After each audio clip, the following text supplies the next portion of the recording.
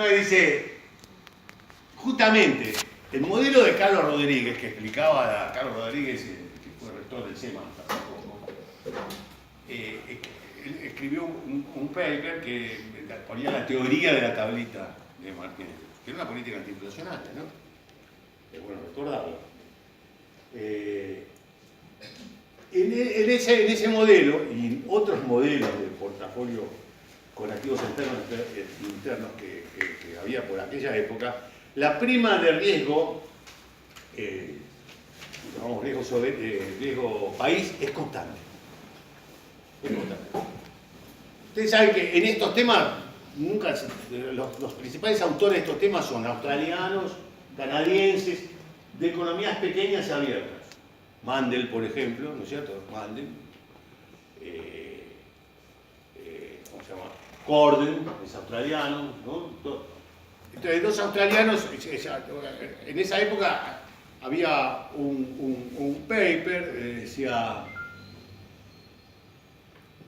había muchos papers econométricos que medían en una economía abierta, cosa que Estados Unidos no es, ¿no es cierto? Estados Unidos es una economía prácticamente cerrada, porque tiene muy poco, los flujos financieros y comerciales en relación al tamaño de la economía son muy pequeños, eso quiere decir. Entonces, el perro mueve la cola, pero la cola no puede mover al perro. Acá nosotros a veces la cola mueve al perro porque lo que pasa en el sector externo te define lo que pasa en la macro de toda la economía. Los cerdos de China, decías. Sí. Entonces, no entendí lo de los cerdos de China, pero no importa. Que la prima es una diferencia constante, digamos, una constante, ¿no? O sea, la diferencia entre los bonos franceses y los australianos son que los australianos tienen que pagar 2 puntitos más, siempre. Porque no se conoce un mercado lejano, no sabemos bien la economía cómo funciona. Entonces, si voy a invertir, soy francés, si voy a invertir en bonos australianos, me tienen que pagar, o en activos australianos de corto plazo, en depósitos australianos en los bancos, me tienen que dar un puntito más, medio puntito. Ahora sería un cuarto de punto, pero estaba hablando de cuando la tasa de interés internacional era 8, 9, ¿no?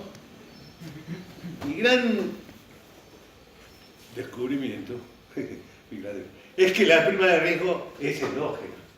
Esa prima de riesgo depende del balance de pago. Un país que tiene superávit de cuenta corriente, está robusto, tiene una prima de riesgo soberano baja. Un país que está en déficit de cuenta corriente y ve perder reservas, ¿qué pasa con la prima de riesgo? O sea, la tasa de interés tiende a subir, la tasa de interés de equilibrio tiende a subir. ¿Qué es lo que pasó en el modelo ese es mi modelo, es el modelo que he formulado para todas las crisis de los emergentes.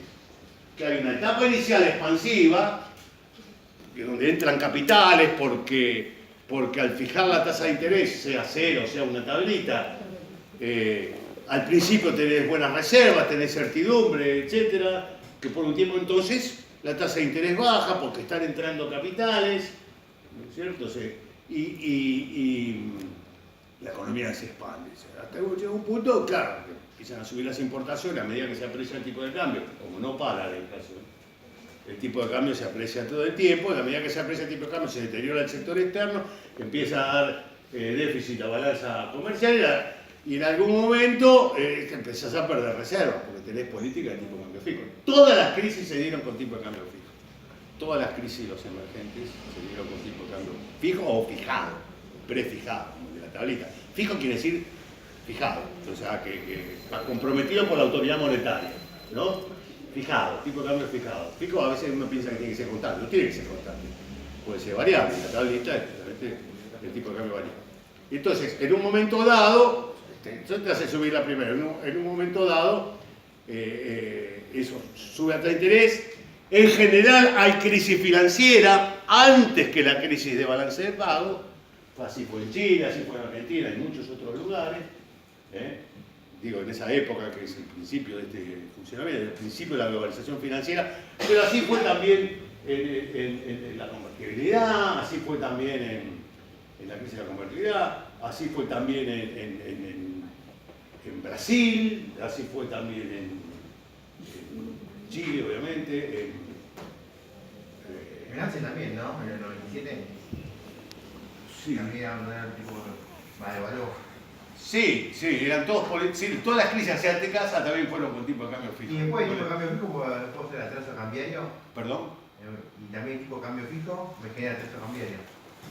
¿Es una pregunta o qué? No te entiendo lo que me decís. Sí, una pregunta. El tipo de cambio fijo, lo que me trae es atraso cambiario. Ahí vamos a la 5. Depende, digamos, depende, no sé. Vos podés tener tipo de cambio fijo. Si tenés 2% de inflación, tenés la misma inflación que Estados Unidos y no te da ningún atraso cambiario. O sea, digo, el tipo de cambio. No sé, depende de la inflación local también, qué sé yo, no sé. Digamos, Sí, no tiene que ver con el régimen, digamos. Además, pero se entiende toda la prima de riesgo es endógena. Y es justamente esa prima de riesgo endógena. Es lo que te da los aspectos financieros de ese ciclo, que también se dio en la crisis del euro. Ahí tengo un paper que se llama, ¿cómo se llama? Lo publicamos también en el libro que hicimos con Heyman de la International Economic Association, que editó Stiglitz. Se llama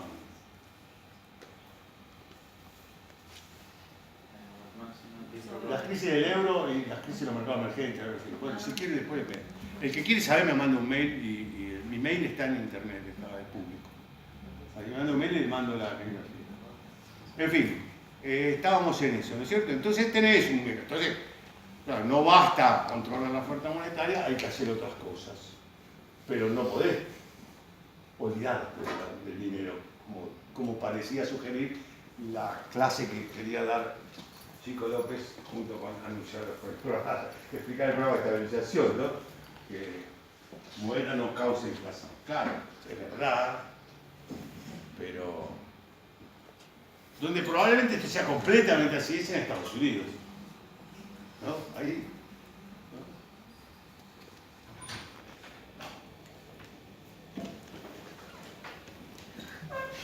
Ustedes saben cuál es el origen. El origen de esta política monetarista no es Friedman, de esta política que se llamaba monetarista, la aplicación, ¿no? Los papers famosos, sino fue al final de los 50 la política que adoptó el gobierno alemán, el gobierno de Erhard.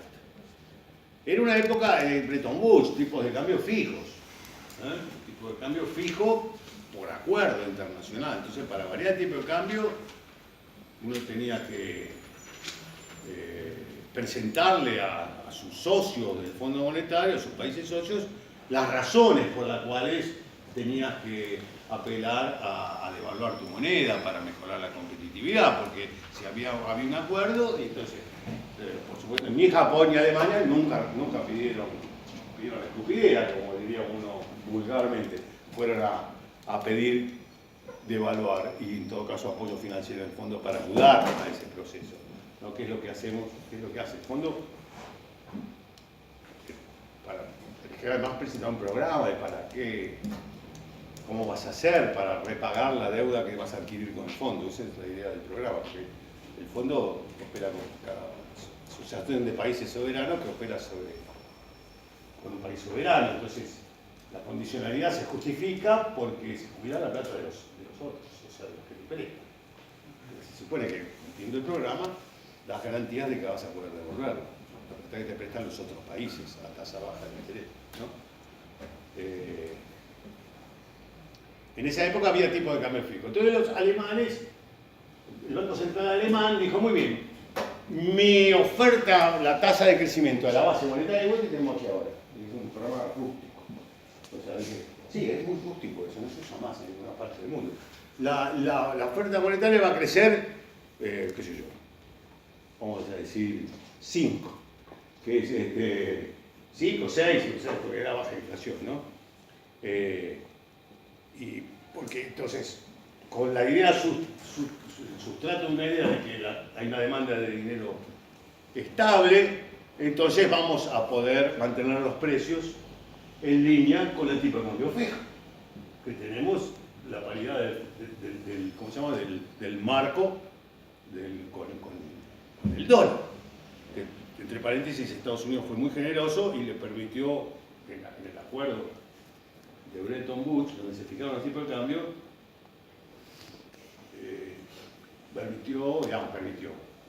estuvo de acuerdo con tipos de cambio bastante altos para los países europeos que tenían que reconstruirse. ¿Cómo iban a reconstruirse y generar divisas si no era exportando de Estados Unidos, que es donde estaba todo el oro del mundo? Porque el oro había quedado en Estados Unidos. Y entonces esos tipos de cambio que se acordaron eran el tipo de cambio que uno nos llamaría hoy competitivos. Y por eso se hizo la reconstrucción, ¿no? La reconstrucción europea. Entonces, y no solo daban la meta esa de monetaria, con la idea de moneda, inflación, pero además como el tipo de cambio estaba fijo, decía, miren muchachos, si los precios suben más, si el costo laboral unitario, que es en el fondo lo que importa para él, si el costo laboral unitario sube, no vamos a poder exportar y se va a perder empleo porque Alemania estaba reconstruyendo una industria, ¿no es cierto? No vamos a perder empleo, entonces iba y el Banco Central discutía con los sindicatos.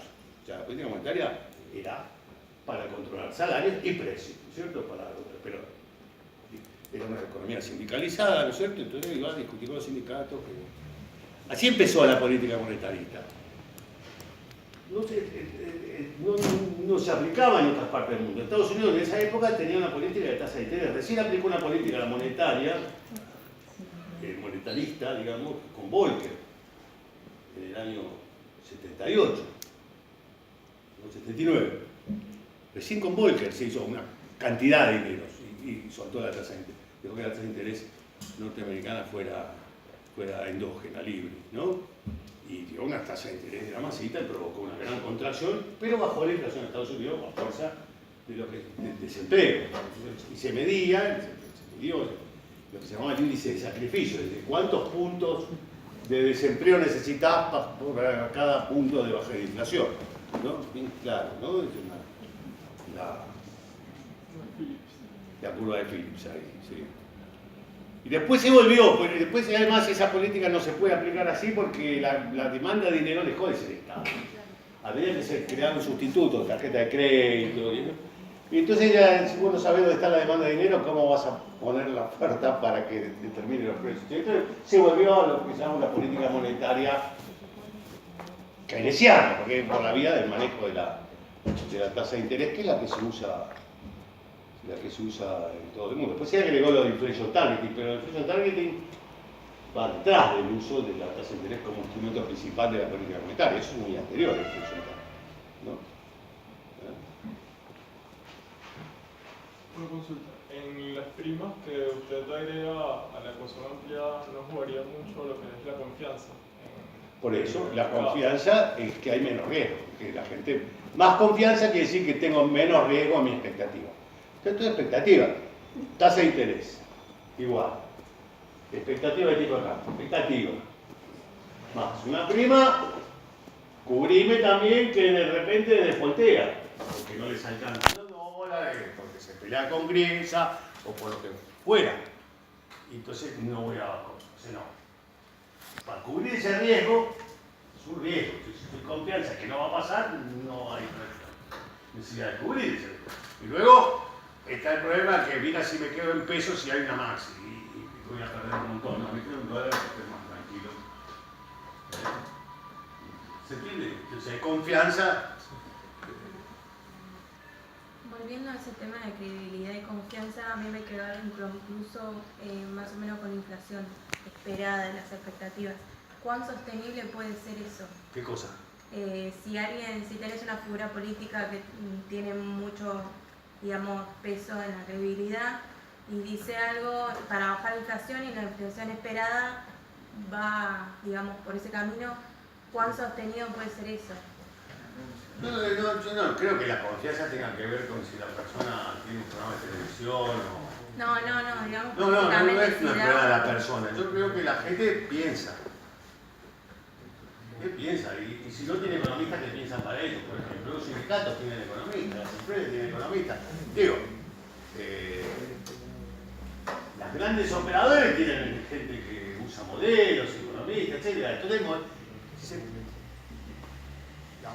no vamos a decir que acá el amigo tiene rational expectation, porque lo capaz que no tiene tanta información como poder hacer rational expectations. O sea, ¿qué quiere decir rational expectations? Tiene uso de la mejor forma posible toda la información disponible, ¿no? Bueno, hay profesionales de eso. Entonces, los profesionales, los que forman las expectativas y te dicen, no, esto se va a poder cumplir, no, van moldeando la opinión informada de los que toman decisiones económicas en función de los sindicatos. O sea, no es que esto es una cosa solo de los que operan con los bancos y los bonos, etc. No, hay bastante. O sea, sí. A mí me había quedado, por hacer una pregunta, un tema anterior. El tema que está hablando del tipo de cambio fijo fijado. Este contexto, ¿cómo lo describiría? Ahora flotación, ahora no tiene nada que ver con fijo fijado. Ahora es un cambio flotante. Y el hecho de que hayan tratado de definir bandas. Por eso, Sí, flotante quiere decir que flotante quiere decir que en principio se determina del mercado cambiario. En un mercado cambiario de libre acceso. O sea, libre acceso quiere decir que cualquiera puede comprar y vender en ese mercado cambiario. ¿No? Entonces hay libertad de acceso al mercado cambiario. Puede haber, por ejemplo, a veces hay restricciones que... Bueno, pero libertad de acceso al mercado cambiario, mercado libre en ese sentido.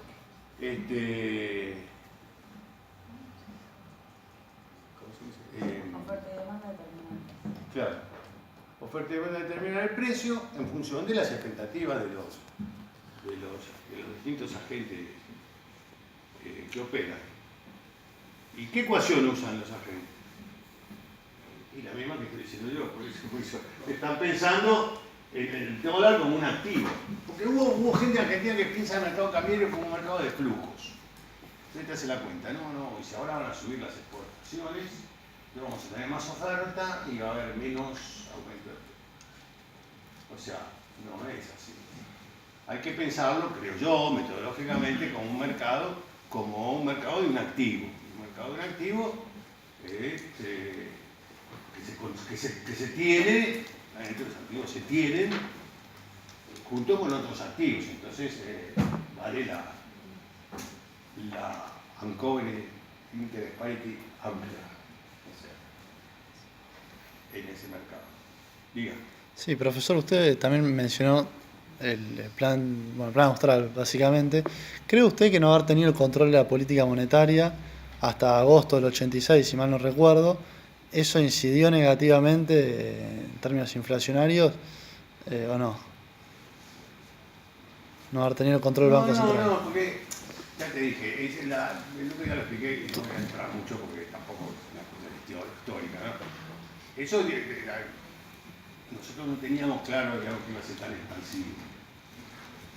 Y lo que empezó a tirar para arriba la inflación son los precios flexibles, o sea, frutas, verduras, carne, esas cosas. Después se arrastró rápido porque teníamos el mismo régimen de indexación mensual muy rápidamente. Entonces te dio 2% mensual, que era mucho para un tipo de cambio fijo, en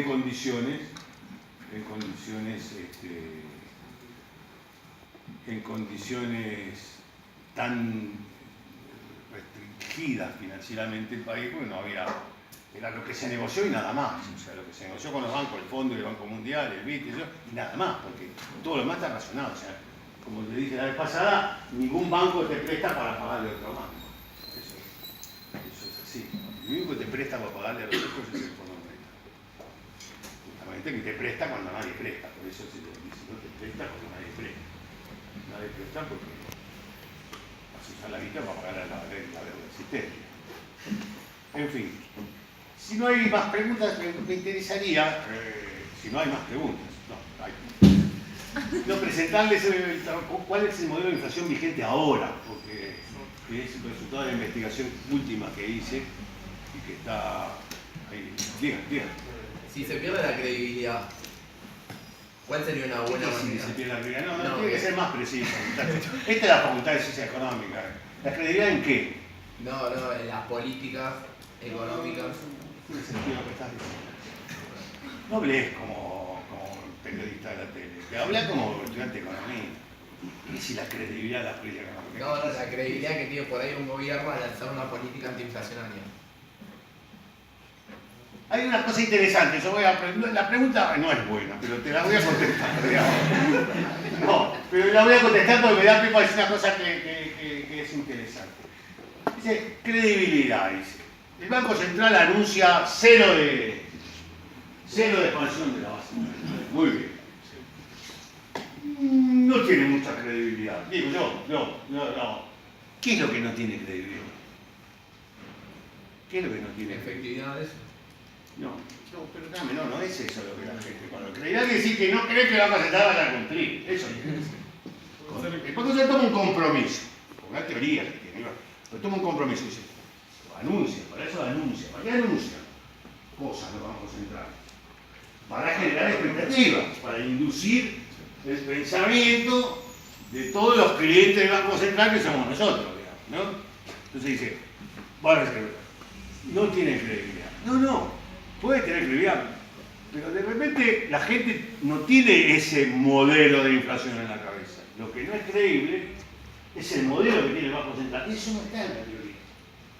Eso, porque, claro, no está. Lo que está de que la gente tenga diferentes visiones de cómo es el proceso inflacionario. Y por lo tanto, vos estás haciendo un anuncio que le da respuesta a los que siguen a expertos. A expertos, a Milei, qué sé yo. No, eso está más allá de bienes y demás, ya no sé de qué hablan. Pero por eso se presentan a elecciones, porque ya no consigue a un político que les devora. Entonces, eso es, no, la gente tiene un modelo diferente. Y yo lo dije, y parece un chiste, pero yo tengo un modelo diferente. A mí no me convences, Santleres, Banco Central, no. Quiero decir, esa es una idea de credibilidad un poco distinta, ¿no es cierto? Fíjense cómo opera el inflation targeting cuando opera, y opera, funciona. Economía de baja inflación, el Banco Central hace un anuncio. Ahora tengo que acompañar más cosas porque no es así tan simple. La teoría más exige muchas cosas que haga el Banco Central, que muestre que su teoría es así. Cosa que nadie me mostró acá que la moneda causa la inflación tal que si le pones el cero enseguida baja, digamos. Nadie lo mostró eso. ¿Usted conoce algún trabajo que muestre eso? ¿No? Esa relación entre moneda y precio en Argentina. Hay regresiones de largo plazo que siempre van a dar bien, porque si la moneda, como dijo el profesor Rivera, que la moneda es endógena o pasiva, como decía él, moneda pasiva, entonces siempre va a estar correlacionada. ¿No? O sea que el ministro que estaba en la hiperinflación alemana, no el que la curó, la maneja, el tipo creía que no había que emitir siguiendo los precios para que la economía no quedara ilíquida y hubiera contracción de la actividad económica. O sea, ¿y qué operaba? ¿Qué opera? Lo que produjo la hiperinflación acá también la produjo allá, que la gente iba del activo doméstico al externo, el tipo de cambio subía a través de lo que se llama la visión, en la discusión de la hiperinflación alemana se llama la visión estructuralista de la hiperinflación alemana. Que justamente es que el dinero va el sustituto próximo son los activos externos, o sea, el franco en Alemania. Pero eso ya es algo inherente a altos regímenes de inflación, el tener esa sustitución. No, en cualquier economía. ¿Cómo? Keynes en la época de Keynes no había habido hiperinflación en Alemania, pero no era eso. No, volvamos al inflation targeting. Entonces, una economía que ya está con inflación baja, tiene muy poca inercia, o tiene una inercia de 2-3%, ¿no? Entonces el Banco Central dice, mi meta de inflación, o tenés 5, y el Banco Central dice, mi meta de inflación es 3. Anual, sí, no, estoy hablando de países normales, de la mayor parte de todos los países del mundo. Entonces, primero que si la gente cree que el Banco Central tiene la capacidad de determinar la inflación y le cree que el Banco Central puede hacerlo a través de la política de tasa de interés de corto plazo, Entonces la gente va a tomar decisiones de salario y precio acorde con esa expectativa y va a tener inflación. Pero es una self-fulfilling prophecy. Es una profecía autocumplida, pero eso son las expectativas. ¿No? ¿Sí? Eso es el efecto sobre las expectativas. Que claro, no se da en una economía donde que viene con 25 de inflación y vos decís, este año con política monetaria la voy a bajar a 12, o 14, 15, qué sé yo. Y no, parece que no, ¿viste? No necesariamente porque no crea que el Banco Central va a cumplir con su meta de tasa de interés o su meta monetaria, va a ser muy duro, no es que se va a aflojar el Banco Central, que eso sería falta de credibilidad de la política, sino porque piensa que no va a ocurrir, porque el modelo No hay probabilidad. tiene otro modelo en la cabeza. ¿Qué? Porque quizás no piensas que haya probabilidad de que eso ocurra. Por eso es lo que digo, exactamente. Le das muy poca probabilidad a que eso pase. Entonces vas a alinear tus decisiones de precios y salarios con tu expectativa que no va a estar muy influida por lo que dice el Banco Central. Va a estar influida por otras cosas que dicen los economistas o por la inflación pasada. Así como recuperar el pico del salario real y después veamos. O sea, ¿cuánto hace? 6 meses que no me ajustás. Bueno, poneme en el salario real que tenía 6 meses atrás y después hablamos. Ya trajiste toda la inflación de los 6 meses a ahora. Pero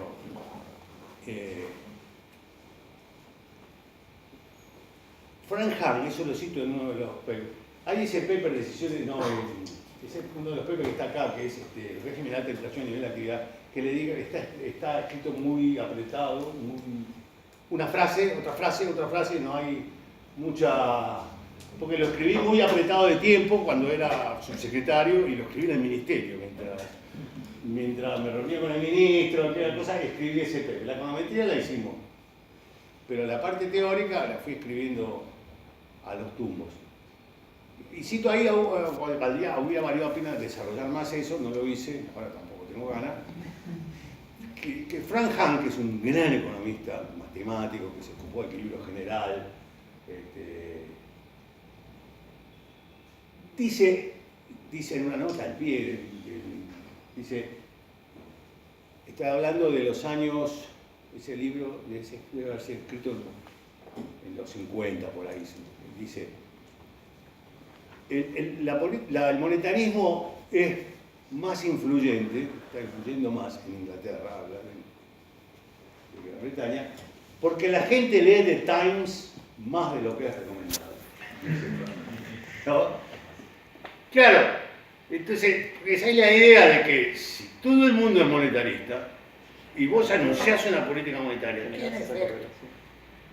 Porque lo que importa es su incidencia en las expectativas de la gente.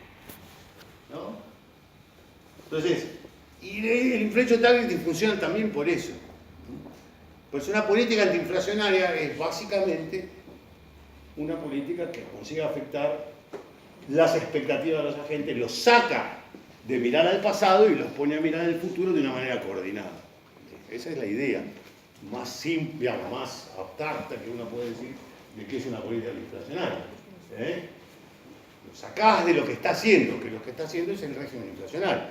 El indexo, esto, el trimestral, trayendo la inflación pasada, tengo la mitad de inercia.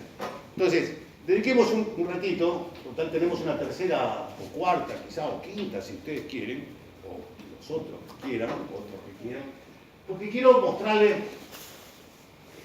estos dos trabajos. ¿Querés que te ayude con la computadora? Dale. Te agradezco mucho. Creo que la silla,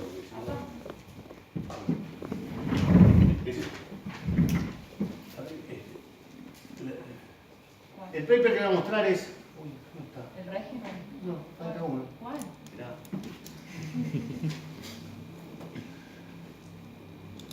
Acá, abrí. Este análisis económico del IPC. Ahí está. Y arriba electrónicos. Abrí.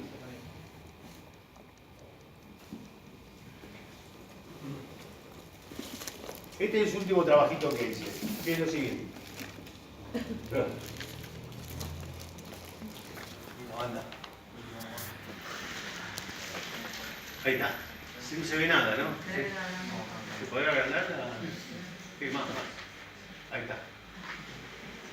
El IPC-GBA del INDEC es el primero que se publicó. Es el índice de Gran Buenos Aires, que se usó, toda la vida hemos usado el IPC de Gran Buenos Aires.